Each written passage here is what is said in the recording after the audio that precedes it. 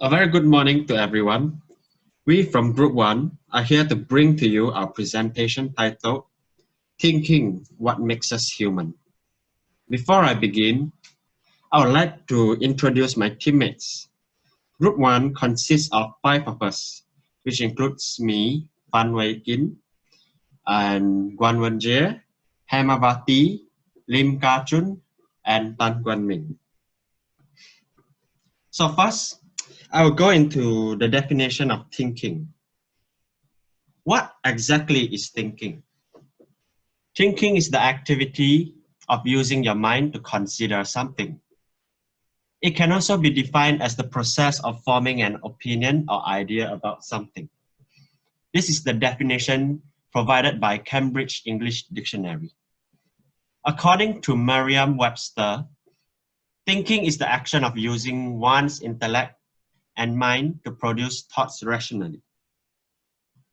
So, there are 4 types of thinking skills, where thinking skills are actually the mental process which are involved in processing various information. These 4 thinking skills, which includes convergent analytical thinking, divergent thinking, critical thinking, and creative thinking, will be later elaborated by one of my teammates. So, what is the purpose of thinking? Why do we need to think? This is because thinking helps us in decision making. When thinking is usually directed towards answering the problems in our lives. For example, purposes of thinking for decision making includes what should I eat today? Or what should I wear to class later? Or what do I want to be in the future? The second purpose of thinking is problem solving. Every day, thinking is used to solve various problems, simple or sophisticated, big or small. For example, students think hard to solve a maths question. Doctor diagnoses diseases and treats them. Or the problem could be resolving conflict between friends and families. The third purpose of thinking is to create something new. By what I mean is that when we think, inventions, innovations, and creations all results from creative and critical thinking. And now I'll give a few more examples, such as film directors creating new movies or storylines by using their own creativity. Alexander Graham Bell invented the telephone due to his creative thinking. And last but not least, the producer of Marvel, Stan Lee, introduced Spider-Man as a fictional character in his comics. This all stems from the creative thinking of all of them. Now, the last purpose of thinking is to understand something. When understanding something, we can classify them into 3 different groups. The first one being making associations. Making associations is the formation of mental connections between concepts, events, or mental states that usually stems from specific experiences. The second one is making judgment, the process of forming an opinion or evaluation by discerning and comparing. And last but not least is to make conclusions. By making conclusion, it means that it is a decision that is made after utilizing logical thinking and based on various assumptions, experiences, and observations. Hello, my name is Lim Ka Chun. Now, for my part, I will present about the potential of brain. According to the research, there are something called a 10% brain mesh. Why? Although the brain is the most powerful organ that human possess, but according to that research, we only normally the maximum that a person can utilize their brain is around 10%. Although we all have a hugely powerful potential offered by our brain, we spend very little practicing our thinking skill. We believe that thinking is either a natural function or that the great thinkers among us are gifts. There are nothing could be far from the truth. Actually, everyone has the ability to improve our brain, have underused potential. So now, try to read this.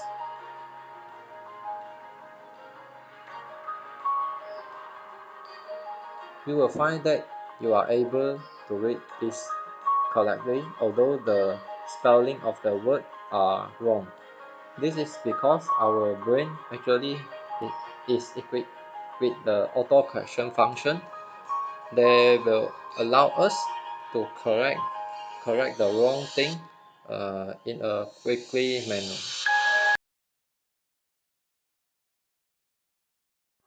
So now let us try some games that show the potential of our brain.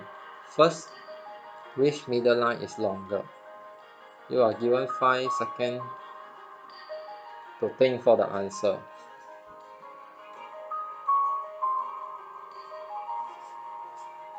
The answer is both of the line have the same length. You are you will thought that the upper line has the longer length because our brain is affected by the arrow beside the center line.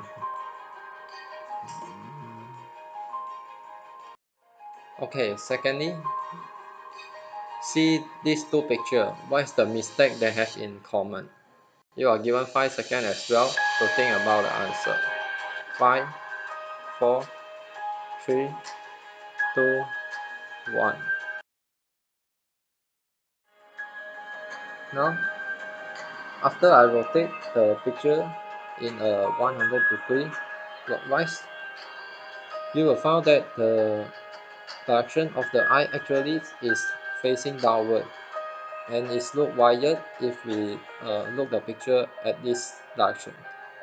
Previously, we didn't notice about the direction of the eye is wrong because our brain is not used to see the direction and shape of eyes in that way. So our brain will try to assume the eyes is in a correct manner.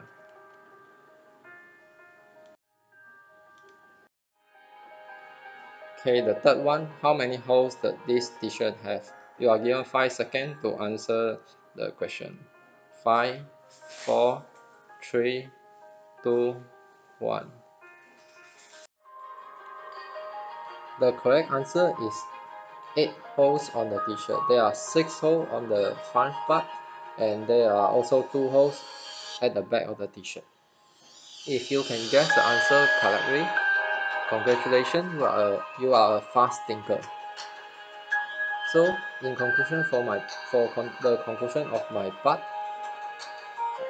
our brain is actually have a highly potential fill up function. That means they will, if the some of the information is missing or what, the brain will try to make assumption in order to auto fill up to enable us to figure out something quickly and respond to them.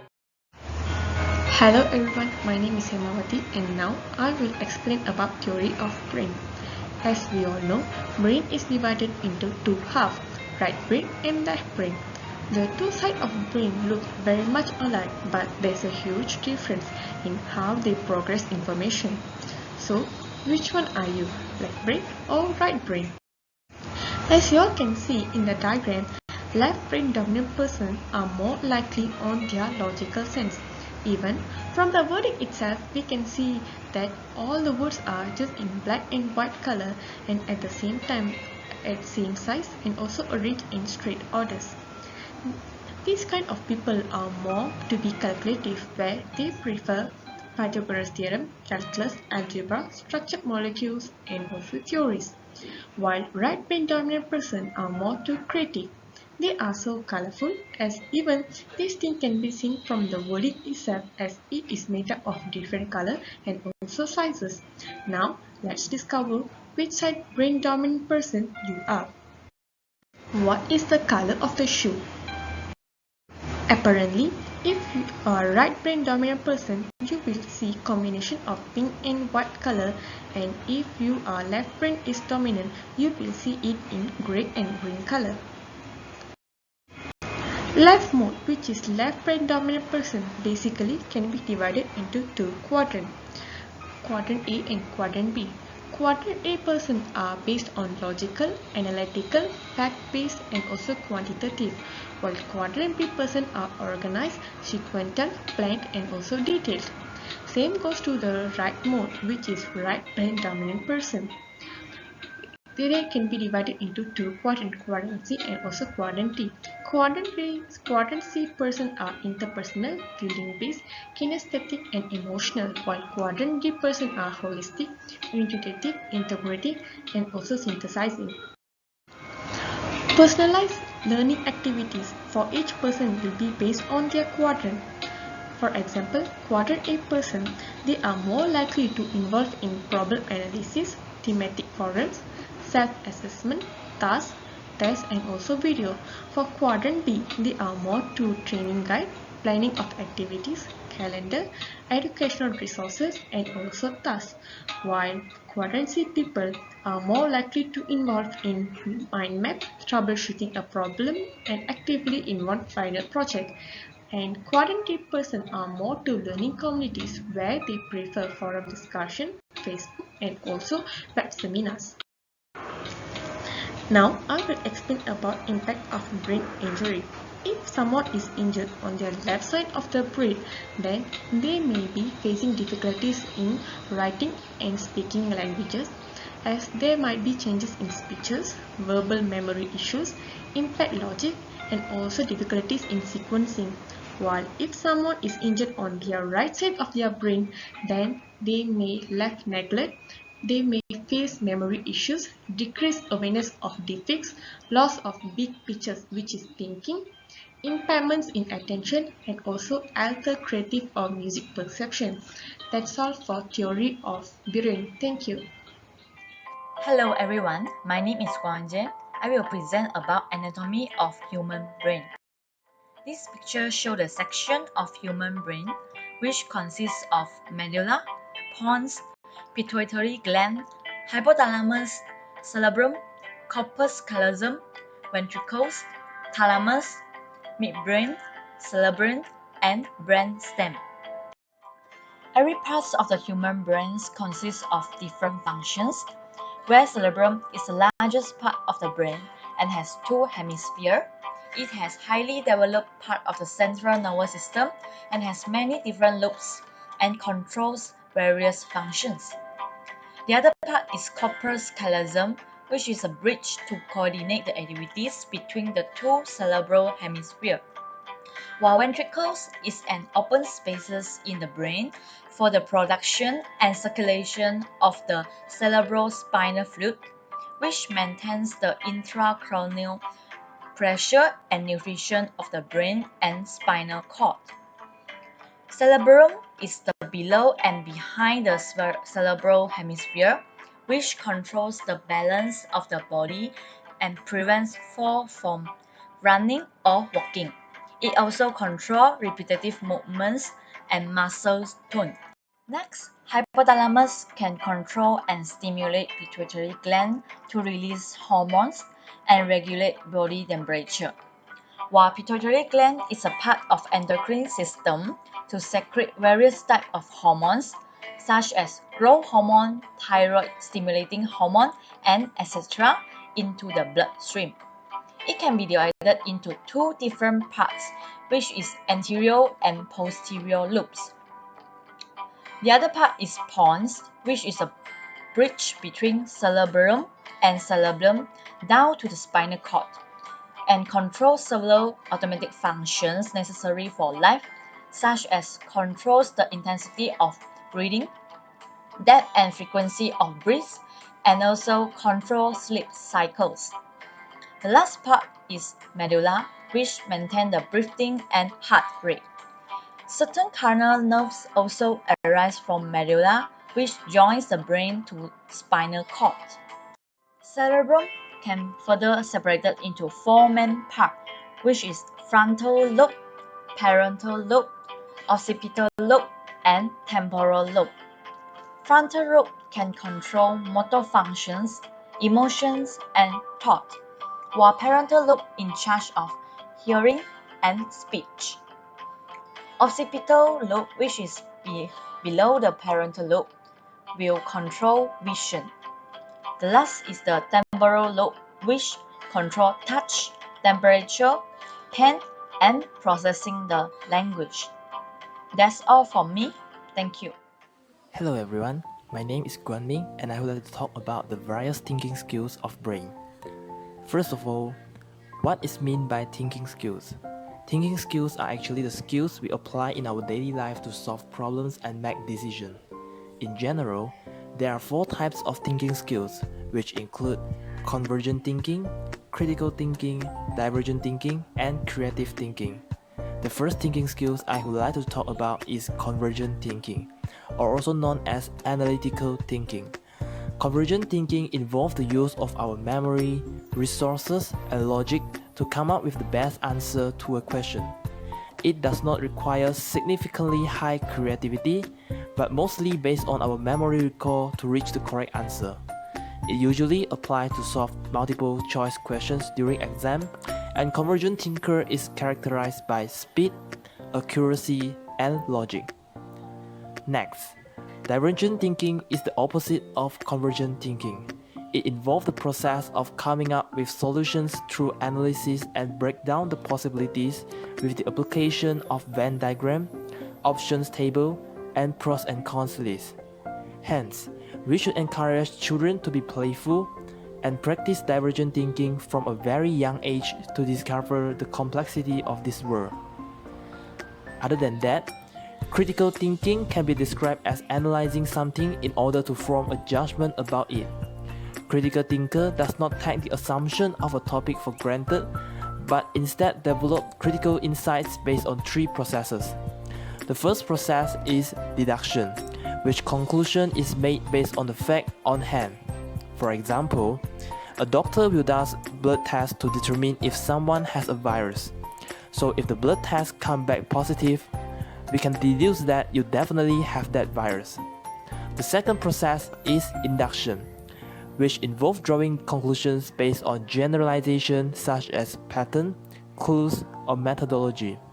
For example, if you exhibit fever, sneezing, and coughing, the doctor does not do the test, but induce that you probably have influenza because your symptoms are characteristic of flu.